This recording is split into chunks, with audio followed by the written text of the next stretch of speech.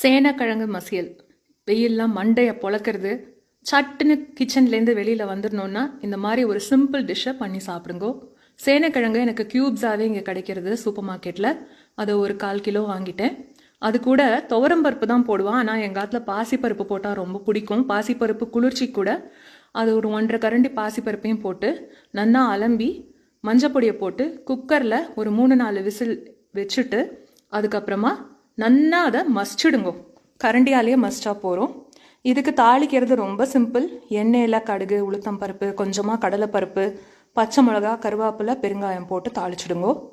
மேலாப்பில் எலுமிச்சம்பழம் ஜூஸ் பிழிஞ்சா இந்த சேனக்கிழங்கு மசியல் ரெடி. கருணக்கிழங்குலையும் பண்ணுவா, அது ரொம்பவே நல்லாயிருக்கும். கருணக்கிழங்கு எனக்கு கிடைக்கிறது இல்லை. இதை ட்ரை பண்ணி பாருங்க. மேலாப்பில் வெல்லம் கொஞ்சம் போட்டிருக்கேன் பேலன்ஸ் ஆகிறதுக்கு. மீண்டும் சந்திப்போம்.